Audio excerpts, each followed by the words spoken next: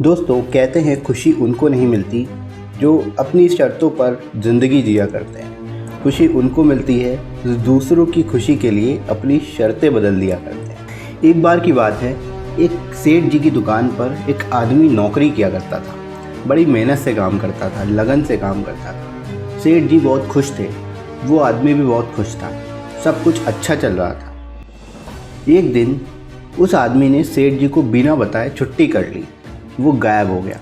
सेठ जी ने पूछा कि चक्कर क्या है, बताया क्यों नहीं, क्या वजह हो सकती है। सेठ जी ने खुद से ही सोचा शायद पैसों की कमी होगी।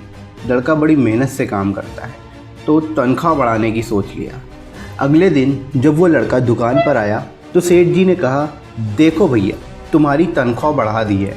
अगले महीने की 1 तारीख को बढ़ा हुआ पैसा उसको दिया गया, लेकिन उसने कोई रिएक्शन नहीं किया। सेठ जी को धन्यवाद नहीं कहा, न खुश हुआ, बस अपना काम करता रहा। सेठ जी को लगा कि अब पैसे बढ़ा दिए हैं, अब मेहनत लगन से काम करेगा। कुछ महीनों के बाद में एक बार फिर से वो आदमी छुट्टी पर चला गया, आया नहीं। सेठ जी को बड़ा गुस्सा आया कि अजीब आदमी है, एक तो मैंने पैसा बढ़ाया, ना उसका धन्यवाद दिया, ना मुझे आकर के कुछ बताया, ना अपनी जिम्मेदारी समझी, आज फिर से छुट्टी पर चला गया। सेठ जी बड़े गुस्से में थे। अगले दिन जब वो आदमी काम करने आया तो सेठ जी ने उससे कहा कि भैया, तुम्हारा पैसा घटा दिया है, जो तनख्वाह तुम्हें पहले मिला करती थी वही तुम्हें मिलेगी।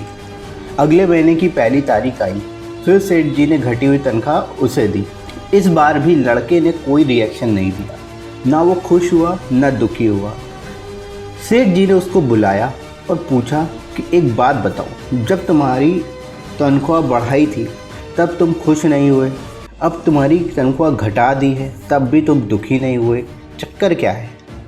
उसने कहा कि सेठ जी, जब पहली बार नहीं आया था तो उस दिन मेरे घर में बच्चा पैदा हुआ था, अपने मेरी तनख्वाह बढ़ाई थी तो मुझे लगा कि ऊपर वाले ने मेरे बच्चे का हिस्सा मुझे दिया है, तो मैं ज़्यादा खुश नहीं हुआ। दूसरी बार जब नहीं आया था तब मेरी माँ का देहांत हो गया था और तब मुझे लगा कि आपने जो तनख्वाह घटा दी वो मेरी माँ अपने हिस्से का साथ ले गई, तो मैं उस घटे हुए पैसे के लिए परेशान क्यों हूँ। ये बात सुनने के बाद उस आदमी को सेठ जी ने गले से लगा दिया। तो दोस्तों, ये कहानी हमें बताती है कि हमारी ज़िंदगी में अप्स एंड डाउन्स आते ही रहते हैं, उतार चढ़ाव आते ही रहते हैं। कई बार बहुत अच्छा वक्त आता है तो कई बार बहुत बुरा वक्त भी आता है। हमें इन दोनों समय में आगे बढ़ते रहना चाहिए। इसीलिए कहते हैं ज़िंदगी के दबाव में आकर नहीं, ज़िंदगी को खुशी से जियो। तो दोस्तों, आज की ये स्टोरी आपको कैसी लगी कमेंट करके ज़रूर बताना। वीडियो को लाइक एंड शेयर ज़रूर कर दें। मिलते हैं अगले वीडियो में। Thanks for watching.